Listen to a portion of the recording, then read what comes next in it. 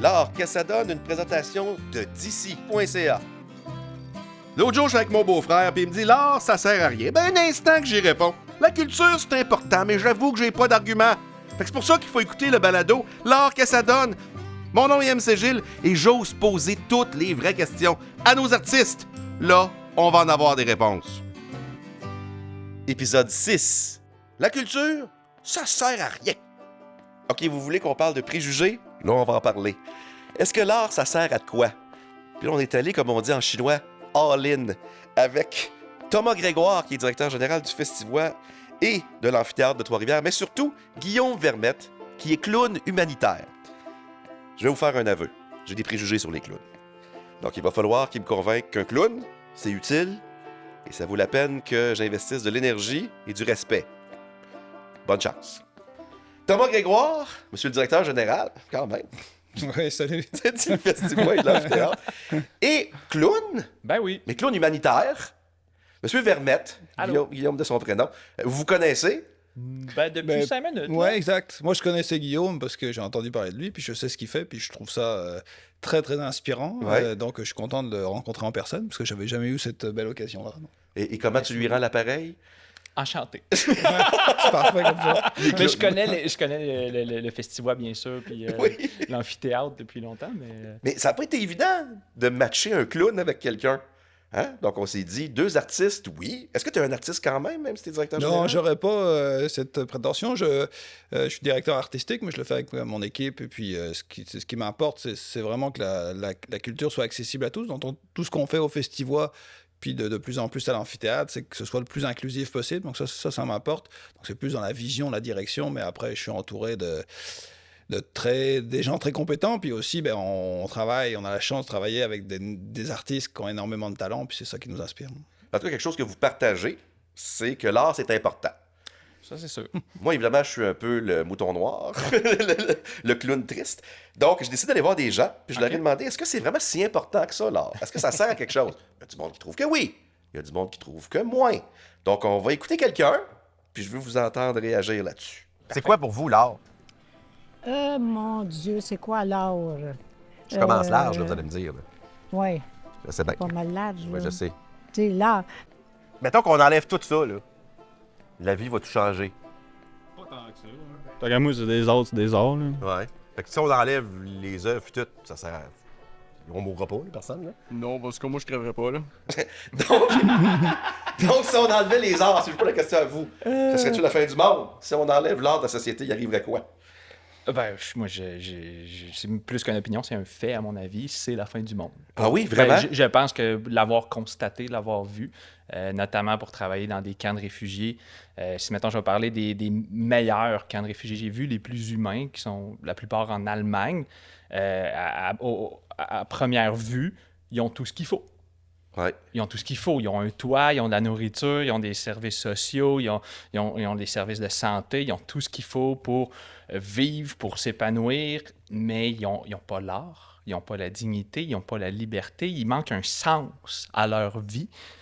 Moi, je pense que l'art, c'est l'expression de la vie. Je pense que c'est un droit puis un besoin fondamental humain. Il y a une panoplie d'exemples dans ma vie, dans ma carrière, ça fait 18 ans que je suis clown humanitaire, qui me le prouvent.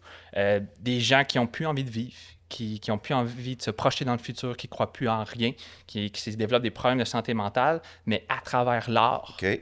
comme levier d'intervention, en créant un lien avec eux à travers l'art, on rallume une flamme, puis il y a quelque chose qui revient. Une envie de vivre, une envie de contribuer à la société, une impression d'être vu, d'être validé, de l'estime de soi, de la confiance en soi. Moi, je pense que l'art, c'est l'expression humaine, c'est que l'humain en a besoin pour respirer, pour vivre, pour connecter en tant que société. Voilà. OK. Monsieur le directeur général, il en pense Mais quoi? moi, je suis absolument d'accord avec ce que vient de dire Guillaume, mais c'est sûr que comment ajouter? Mais en fait, c'est le ciment d'une communauté. Dans le fond, et même si on se tourne vers le passé, qu'est-ce qui reste des civilisations précédentes? C'est la culture, c'est l'art, c'est ce que ces gens-là nous ont laissé, puis c'est ce qui définit un sens commun, la vision de l'avenir aussi. Sans cette nourriture-là, ça va être difficile de donner un sens à nos communautés, puis l'humain est capable de tout, hein, du meilleur comme du pire. Ouais. Et ce qui sort le meilleur des gens, c'est souvent ça, c'est la lumière, c'est la créativité, c'est la liberté. Puis la première liberté, c'est la liberté de créer pour chacun d'entre nous, puis ça peut s'exprimer dans plusieurs domaines. Donc sans ça, on aurait beaucoup de difficultés, puis on verserait sans doute dans un monde qui serait en permanence dans la violence ou dans la lutte ou dans la compétition. Il n'y a personne qui peut vivre en permanence dans ces étapes-là, puis les communautés ou les sociétés qui vivent aujourd'hui à travers ce prisme-là, ce sont des sociétés qui sont très malheureuses. Donc réjouissons-nous qu'on ait le temps de se poser la question, est-ce que l'art sert à quelque chose? Puis c'est correct aussi qu'il y ait des gens qui n'aient pas cette perception-là, mais juste de former une communauté de gens qui pensent que l'art, c'est pas nécessaire, c'est déjà une culture en soi. Donc, C'est vrai. Non. La liberté de pouvoir le dire. exactement. Je sais que Guillaume, tu as travaillé même en zone de guerre. Oui. C'est possible en zone de guerre de rire, de s'exprimer artistiquement, parce que toi, t'es un clown, là. Fait que pour les enfants, par exemple, ils ont beau être dans un camp de réfugiés ou dans un pays en guerre, je pense à l'Ukraine, par exemple, où t'as vécu... Comment tu vis ça? Comment est-ce qu'eux peuvent rire quand même? Est-ce que c'est nécessaire à leur vie? Ben, c'est un des premiers réflexes. Tu sais, dans les zones de guerre, dans les zones de crise humanitaire, un des premiers réflexes, c'est de tomber dans l'art, dans la culture, dans l'expression, parce qu'il y a énormément de choses à exprimer, à dénoncer, d'injustices, des cris du cœur, des appels à l'aide, des traumatismes intenses à exprimer puis à guérir. Et l'art devient un outil essentiel à guérir ces traumatismes-là. Ne serait-ce que la population générale en Ukraine que j'ai côtoyée il y a quelques mois, beaucoup tombent dans la performance, dans le militantisme à travers l'art pour essayer de faire un sens à tout ce qui se passe, pour aller chercher de l'aide, pour s'exprimer.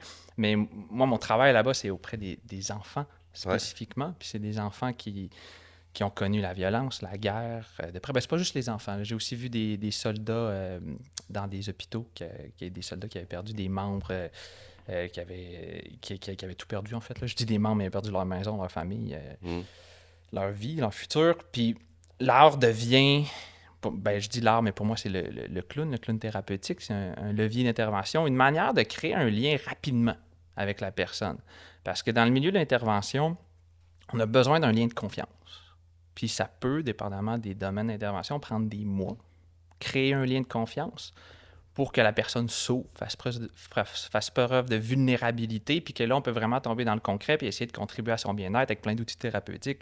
Mais il y a des personnes, ça pourrait prendre des mois de créer un lien avec eux, mais moi, j'arrive avec 3-4 balles de jonglerie.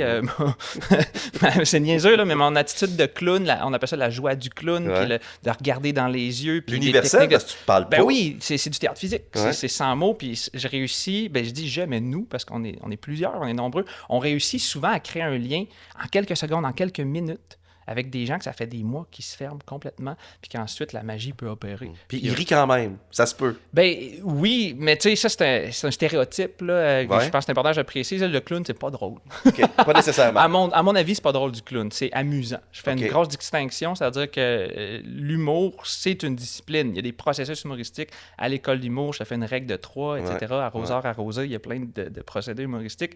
Le clown, c'est une ambiance. Okay. Le clown, c'est une forme de théâtre qui passe par les mouvements, qui passe par les émotions, qui regarde le public direct dans les yeux. Il n'y a pas de quatrième mur, comme on dit en théâtre. Tu regardes le public dans les yeux. Tu veux juste créer un contact humain et authentique à travers ce que t'es pour vrai, l'authenticité. On ne choisit pas son personnage de clown. On le découvre, généralement à travers nos défauts. Fait que c'est thérapeutique avant tout pour le clown, pour l'artiste. Moi, il faut que j'apprenne à découvrir mes défauts, à les accepter, à les aimer assez pour le partager avec le public pour devenir attachant. Bref, je m'emporte, là. non, c'est intéressant. Mais sauf que concrètement, tu arrives devant quelqu'un qui a vécu des choses bien épouvantables. Je veux dire, on se le cachera pas, là, je veux dire, t'es en Mauricie, fait que je veux dire, ta vie est un petit peu plus gâtée que les gens que tu rencontres bien souvent. T'as-tu le complexe de l'imposteur? Comment tu peux jouer ça? Comment pas arriver puis de virer de pas tomber dans le piège de tomber en dérision, quelque chose de grave, là, tu sais? Oui, je comprends. Mais tu sais, là, ça fait 18 ans que je fais ça, fait que j'ai désamorcé beaucoup d'incertitudes, d'inconfort, d'anxiété que je peux avoir par rapport à ça. J'ai confiance en la démarche maintenant. Puis chaque projet est différent, mais je peux donner un exemple concret. On parle d'Ukraine.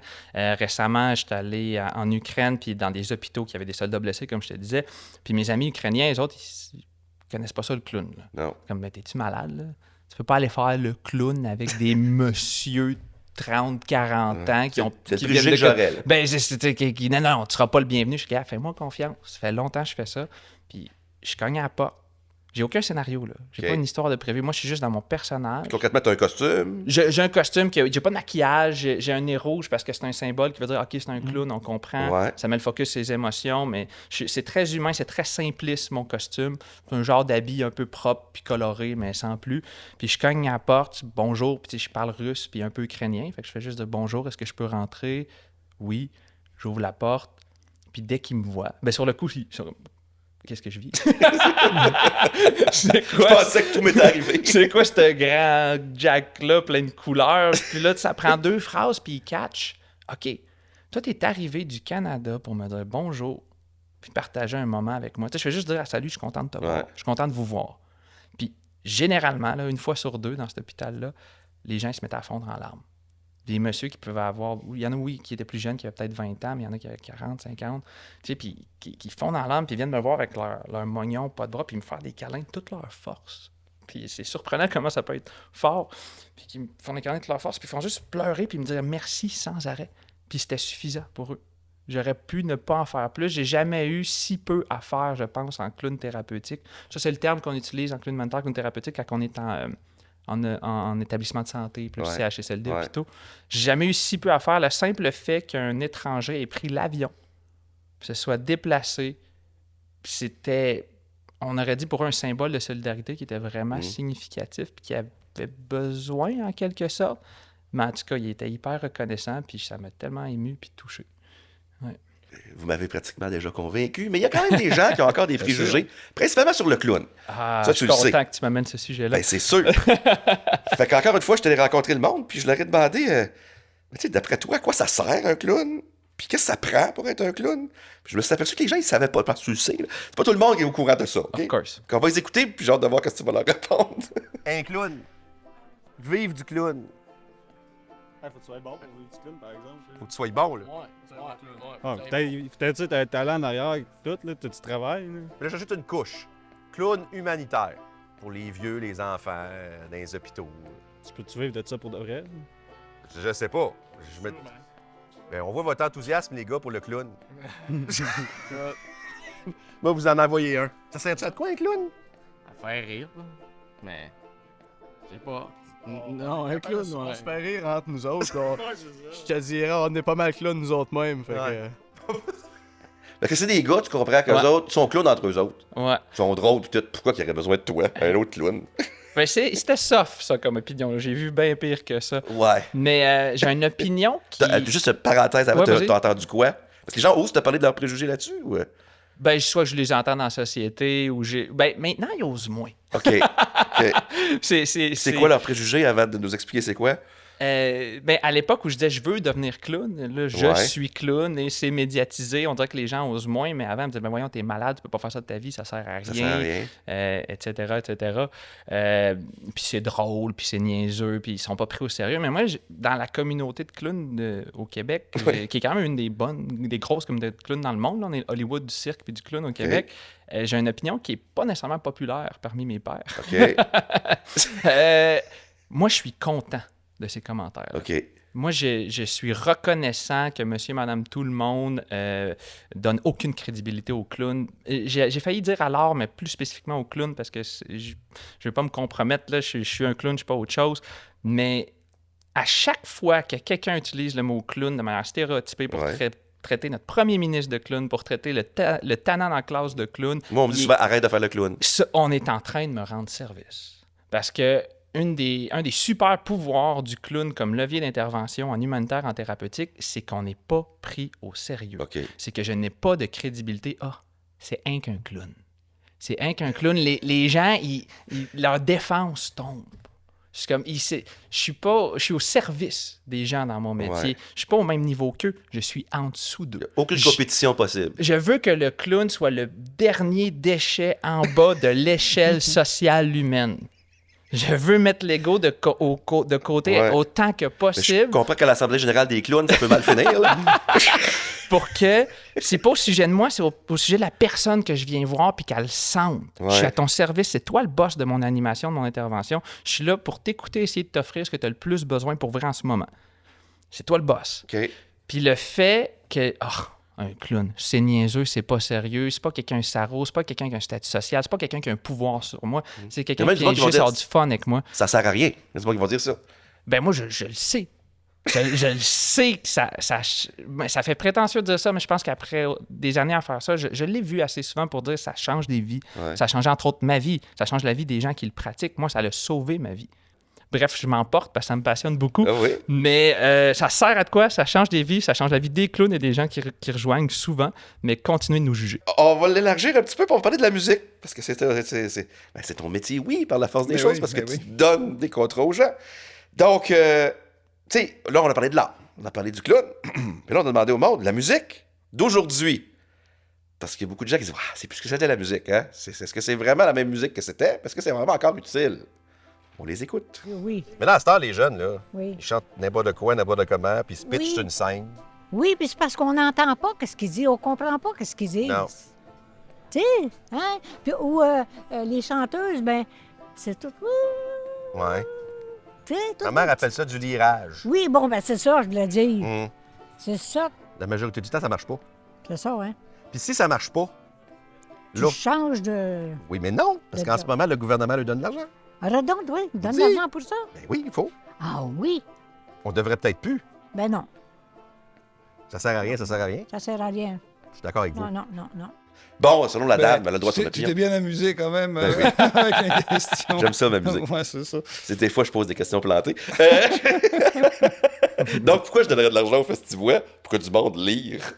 Oui, pourquoi? Mais, Il m'a bien vendu le clown. Mais, Vendez-moi le chat. mais ça m'amuse aussi. Bonne chance à tous. Ça m'amuse d'entendre ça parce que c'est aussi comme un conflit de génération perpétuel. C'est la génération d'avant, c'était mieux avant, la musique. Tu sais, je veux dire, si on lisait les articles quand le rock and roll est arrivé dans Oui. les années 50, 60 et ainsi de suite. Et nous, ados, on avait dit qu'on ferait pas ça dans la nouvelle Exact, génération. donc et ça c'est un peu l'histoire de la vie. C'est sûr que la musique, mais contrairement à ce qu'on pense, par contre aujourd'hui, à cause des, on va dire grâce, c'est rare que je dise ça, mais des plateformes d'écoute, les gens écoutent la musique d'une manière beaucoup plus diversifiée. Donc c'est très surprenant. Avant, le fait d'acheter des albums, on restait dans une niche musicale. Aujourd'hui, c'est très très très varié. Alors évidemment, il y en a pour tous les goûts. On aime ou on n'aime pas. Mais moi, ce que j'observe, c'est que c'est beaucoup plus mélangé qu'avant. Puis ça, je trouve ça quand même, c'est un point positif. C'est-à-dire qu'on peut très bien écouter du blues et puis se retrouver à aimer de la chanson française, puis tout d'un coup se retrouver à aimer de la musique lyrique. Tu sais, c'est beaucoup plus mélangé qu'avant, surtout, je pense, pour les jeunes générations. Est-ce qu'ils écoutent avec autant de profondeur qu'à une certaine époque, peut-être un peu moins, parce que nous, on n'avait pas beaucoup d'argent, donc on achetait un album, certaines générations qu'on écoutait et qu'on usait. Donc, la force de la musique me surprend encore énormément. Puis tant mieux, parce que je sais pas comment répondre à la dame pour la convaincre, mais je veux dire, chanter dans sa salle de bain ou avec d'autres milliers de personnes pendant un festival ou aller voir des spectacles, on oublie tout, ça fait du bien. Puis c'est ça, c'est exprimé en chanson. J'évoquais tout à l'heure les émotions, les souvenirs, etc. C'est essentiel. Puis même pour ceux, puis on discute de ça, à quoi ça sert la culture depuis tout à l'heure, mais pour les gens qui pensent que ça sert à rien puis qui ramènent tout à ce que doit servir quelque chose, à quoi ça sert de faire quelque chose, c'est quoi la rentabilité, etc. L'utilité. L'utilité, ce qui est un peu terrible de penser la vie de cette façon-là, mais si on abordait juste sur ce point de vue-là, mais c'est qu'en fait, la culture est une industrie. D'abord, il y a les artistes, ensuite, il y a les fournisseurs de services, les techniciens, ensuite, il y a les gens aussi qui pratiquent la culture en mode amateur, il y a des bénévoles, il y a des donateurs, il y a des investisseurs, puis tout ça, il y a des touristes aussi qui viennent voir, il y a la communauté aussi qui se réunit, etc. Donc ça, et en plus, ça a une utilité économique, parce que si dans notre monde, il faut toujours parler comme ça, ça en a une importante, là, j'ai pas de chiffres en tête, c'est assez documenté partout dans le monde, donc c'est majeur, c'est important, ça a des retombées essentielles, puis ça fait du bien, la musique. Et puis tu parlais de la santé tout à l'heure, mais l'OMS l'a reconnu, là, ça fait des années et des années que la culture en général permettait aux gens avoir une meilleure santé physique et mentale. Ce serait un à antidépresseur. plusieurs niveaux. Oui, sans aucun doute. Donc voilà, puis j'espère que ce qui est dur aujourd'hui, à la limite, la contrariété parfois des plateformes d'écoute, c'est que les algorithmes peuvent choisir pour nous. Donc, les lieux les festivals en particulier, où il y a une proposition souvent qui est vaste, peuvent nous emmener à la découverte. Et puis, c'est juste nos pas qui vont nous amener d'une scène à l'autre. Et c'est pas un algorithme qui va décider. Puis là, il faut s'autoriser à être surpris. Puis moi, j'en vois chaque année des gens qui sont surpris, qui sont charmés par des découvertes. Puis j'ai une anecdote, je me souviens, on avait fait venir au festival il y a quelques années Grand Corps Malade. Puis on l'avait fait jouer à la scène du monastère. 4-5 000 personnes, des Soul Pleureurs, c'est un endroit magnifique. Puis les gens ont pris l'habitude de venir, qui connaissent l'artiste ou qui ne connaissent pas l'artiste. Puis dans la foule, j'estime à 1/3 de gens qui le connaissaient, puis 2/3 de personnes qui ne le connaissaient pas. Mais quand ils ont compris, ces gens-là, comment Grand Corps Malade jouait avec les mots, avec la langue, etc., j'ai vu des réactions dans la foule incroyables, quoi. Les gens, ils capotaient tellement que physiquement, il y en a qui se levaient, il y en a qui bougeaient, ils n'en revenaient pas, que la manière dont ils jouaient avec les mots, là, j'avais passé... Vraiment, j'ai eu un moment de plaisir important, parce que nous, c'est pour ça qu'on fait ça aussi, de voir la réaction des gens. On a une proposition artistique à leur faire. Puis quand je voyais comment les gens réagissaient à ça, la qualité d'écoute, là, quand il y a 4000 personnes, puis que cet artiste-là jonglait avec les mots, ça arrivait avec David Goudreau aussi qu'on a fait. Il y en a plein comme ça, des artistes. Puis là, quand on voit qu'on a réussi à créer la surprise ou la découverte, là, on est vraiment content, parce que c'est pour ça qu'on fait ça. Mais surtout qu'il faut aller là, parce que mes parents, tout le monde connaissait les Beatles sur la Terre. Tout le monde aimait les Beatles. Mais aujourd'hui... avec la plateforme d'écoute surtout, mais tout ça, il y a une infinité de possibilités. Puis les lieux communs existeront probablement plus. C'est-à-dire un groupe ou un artiste que tout le monde connaît. Je pense que vous vivez ce problème-là. Dans la musique francophone, entre autres, je sais que sur Spotify, il y a un artiste francophone qui a fait le top 100 cette année. Ça va être difficile. Qu'est-ce qu'on va faire? Est-ce qu'on va continuer à programmer un paquet de personnes en se disant, espérons que les gens vont le connaître et on va y aller? Comment ça va marcher? Mais c'est un équilibre. Moi, je pense toujours que je déteste le snobisme en culture. Tu sais, dans le fond, ça arrive. Ah, mais ça, cette musique-là, c'est pas bon. Ça, c'est pour les gens qui comprennent rien. J'haïs ça. C'est un truc pour moi. Le jazz, c'est intellectuel. Le rap, en fait, non. on commence toujours par quelque chose. Bon, ben, si on a 8 ans et qu'on a envie de voir tel artiste populaire, ben, c'est déjà un début. Ça va peut-être nous emmener vers autre chose, etc. Donc, je pense qu'on a besoin des artistes populaires. Puis il y a une industrie derrière ça. Il y a la publicité, etc. Donc, l'uniformisation aussi des sons, etc., c'est quand même redoutable. Mais nous, notre devoir à nous, moi, je peux faire un festival où je veux faire 2 scènes que des artistes connus, puis ça va aussi bien marcher. Mais on fait le choix de faire un festival où on attire des artistes populaires, comme ça les gens viennent pour les voir, mais pendant ce temps-là, on place 100 autres spectacles qu'ils ne connaissent pas ou connaissent moins.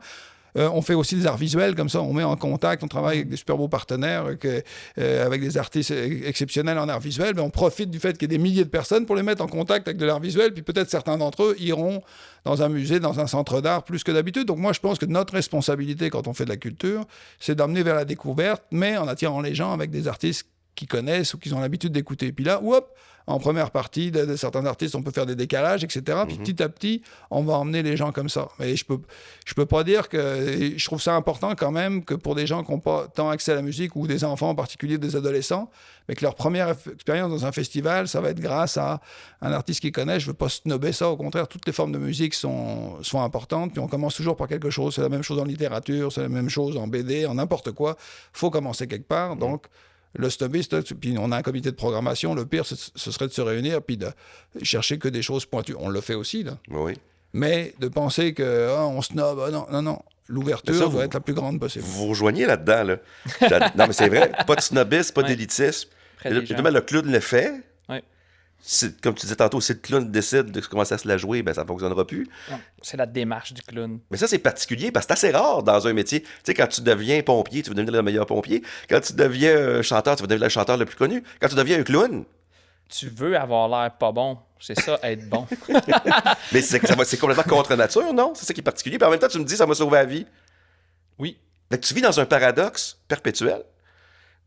Il y a tellement d'incohérences et de paradoxes dans ma vie. Hey, mais j'ai envie, c'est pas la question que tu me poses, mais j'ai envie de faire du push pour la musique un peu parce que je suis clown, je suis pourri en musique. J'ai même fait un test, je suis presque à musique. OK. Mon cerveau processe très mal la musique. Fait que si je te donne une flûte à bec à ma petite école, ça marchera pas? Désagréable, tout le monde s'en va. Mais. Arnaud Solène avait une carrière. J'apprends des chansons. OK. J'apprends des chansons d'époque. La vie en rose, la dame en bleu, pour travailler en CHSLD. Parce que je fais du clown thérapeutique en CHSLD, puis ça arrive souvent des moments où je me sens impuissant devant quelqu'un que j'ai aucun feedback, je sais pas quoi faire, Mhm. je passe une demi-heure avec la personne, j'essaie toutes mes stratégies habituelles de clown thérapeutique. Je dis, ben, crime, on va essayer de chanter. Et même si je chante terriblement mal, Ouais. de commencer la vie en rose, des fois, va désamorcer le moment, va amener un sourire. Des fois, pour de vrai, des fois, il y a des moments de genre, hey, on savait pas que la personne pouvait parler. Bien sûr. On ne savait pas que la personne pouvait parler, pouvait bouger. Oups, elle se met à danser un peu à cause de la musique, à cause d'un clown qui chante très mal ou des fois de musiciens. Je côtoie aussi des musicothérapeutes en CHSLD je le vois à quel point la musique, c'est fort, ça change des vies. En tout cas, spécifiquement pour les personnes avec des pertes neurocognitives, dont l'Alzheimer, ça a l'air de faire des miracles. Ouais. C'est hallucinant. Ouais, je peux confirmer ça. Chaque année, pendant le festival, on emmène des spectacles dans les CHSLD. Ouais. Pour des gens qui ne peuvent pas se déplacer. Donc, on s'occupe de tout, on produit tout, puis ça fait toujours des moments qui sont très précieux. Puis chaque personne de l'équipe doit y aller aussi, parce que c'est aussi émouvant pour nous d'avoir plein de monde qui s'éclate, je sais pas, des milliers, mais aussi de voir ça, ce qui se passe à ce moment-là, c'est magique. Puis il y a des gens qui chantent aussi avec nous là, dans les CHSLD. Donc, c'est ça, c'est un pouvoir quand même qui est formidable. Hein. Donc, pourquoi s'en priver? Non? Ma grand-mère a fait un AVC. OK. Elle n'était plus capable de parler. Et puis, à un moment donné, quand les gens chantaient, ou quand ils écoutaient le jour du Seigneur, la messe, c'était important pour son époque. Quand une chanson partait, elle était capable de la chanter, parce que c'était une autre section du cerveau qui magnifique. travaillait. C'est quand même extraordinaire. Exact. Mais c'était un peu bouleversant, pour être franc, quand même, aussi, parce que quelqu'un est plus capable de s'exprimer, mais il peut s'exprimer par... Ouais. C'est quand même fou raide, tu sais. Moi, mes plus beaux moments, mes plus beaux souvenirs avec mon grand-papa, c'est pendant qu'il était Alzheimer. C'est comme si l'Alzheimer l'a amené à avoir une simplicité puis une accessibilité de plus qui était, entre autres, à travers la musique. Mhm. Il chantait toujours « Quand le soleil Ouais. dit bonjour aux montagnes ». C'est ça le bout de la toune qui se rappelait. Là, il recommençait « Quand le soleil... » Mais puis les mêmes 4 jokes qui comptaient.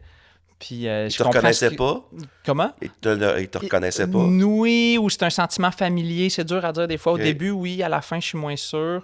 Mais je comprends ce que tu exprimes. Tu sais, c'est confrontant, c'est difficile. Mais il y a quelque chose de beau là-dedans en même temps. La personne est encore là. Il y a encore un univers intérieur. Il y a encore une richesse. Il y a encore plein de choses. Puis l'art, dont la musique, dont le clown, permet de passer par d'autres chemins, par les neurones, pour aller rejoindre, tu peux appeler ça l'âme, la personnalité, l'essence. Puis... j'ai l'impression que pendant l'Alzheimer de mon grand-père, il y a plein de défenses qui sont tombées qu'il y avait avant l'Alzheimer, qui m'a donné plus accès à son sens de l'humour, à son âme, à son essence, puis qu'on a partagé tellement des beaux moments pendant l'Alzheimer grâce, entre autres, à la musique, au clown. Ouais. Écoute, une question plate, très pratico-pratique. Vas-y. Comment tu fais pour vivre du clown? Ben, là, du clown en général, on est le Hollywood du cirque au Québec. Non, je sais bien. On est des chanceux dans le milieu culturel. Les artistes de cirque, là, ils seront pas tous contents de m'entendre dire ça, mais on fait des bons salaires. Les artistes de cirque, si on compare, mettons, avec la danse ou avec le théâtre, Ouais. ça va bien. Là, au cirque, les clowns au cirque sont les mieux payés. Parce que si un acrobate se casse une jambe, il y en a 72 qui sont capables de faire des backflips, qui attendent juste ça de prendre sa place. Si un clown se casse une jambe, son numéro est très dur à remplacer parce que c'est bâti sur sa personnalité. Ouais. C'est remplacer un individu, fait qu'ils peuvent négocier leur cachet plus cher. Donc, les clowns gagnent bien leur vie, puis il y a plein de façons de gagner sa vie avec le clown, que ce soit au cirque, au théâtre, à la télé, en green screen. Tu sais, moi, au début de ma carrière de clown, je faisais des publicités puis des monstres dans des vidéoclips. Tu sais, c'est du théâtre physique, c'est pas juste du clown, ça englobe beaucoup de choses. Fait qu'il y a plein de façons de gagner sa vie avec le clown. Ça peut être des fêtes d'enfants. Du monde gagne très bien leur vie avec des fêtes d'enfants. C'est un autre type de clown. Mais toi, faire de l'humanitaire, c'est un choix. Moi, c'est un choix. C'est pas l'affaire la plus payante, Non, j'imagine. moi, je suis devenu clown pour être clown humanitaire. Clown thérapeutique, ça peut bien gagner sa vie désormais en Occident. Entre autres, au Québec, on a plein d'organismes, dont la Fondation Dr Clown, qui ont une centaine de clowns thérapeutiques qui, je crois, sont en plein, je suis pas sûr.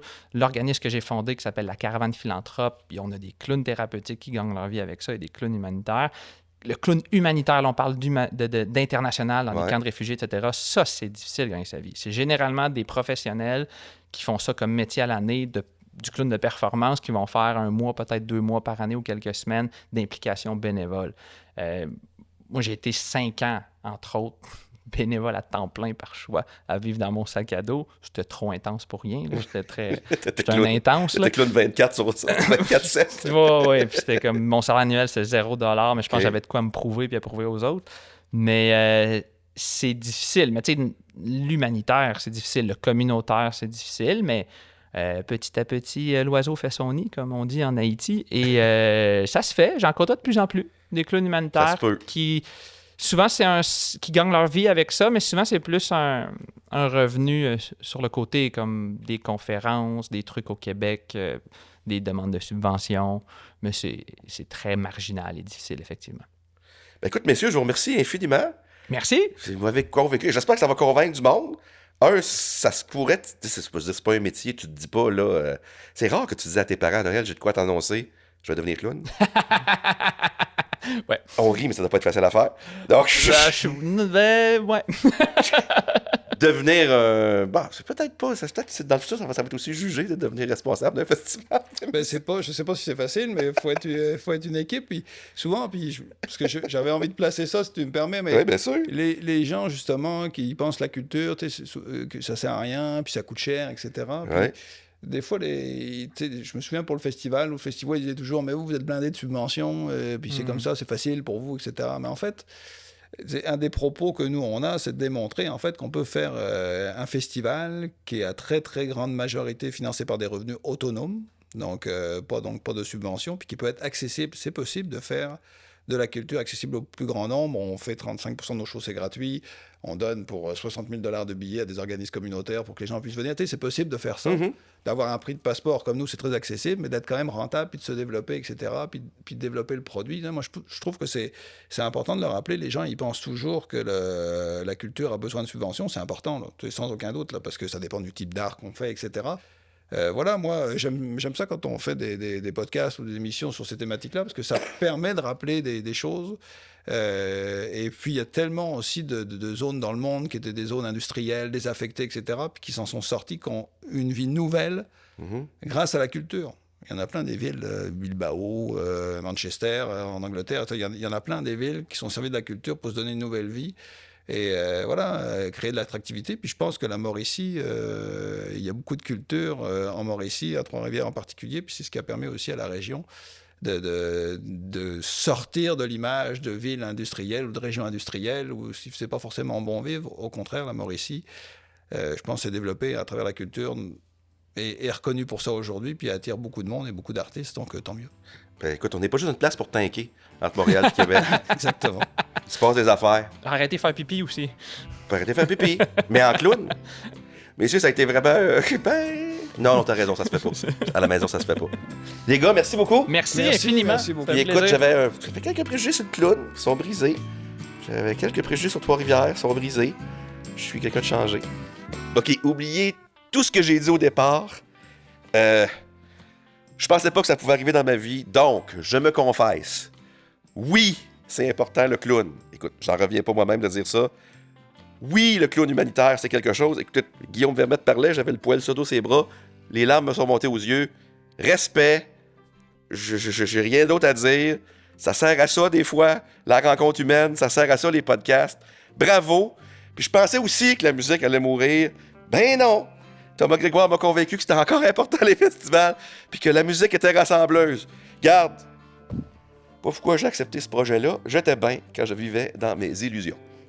À la lumière de toutes ces rencontres-là, 6 épisodes quand même, j'ai beaucoup aimé l'humain. Parce que derrière tout artiste, il y a quelqu'un qui a quelque chose à dire et tout ça. Parce que je vais vous avouer que j'avais quelques préjugés, mettons.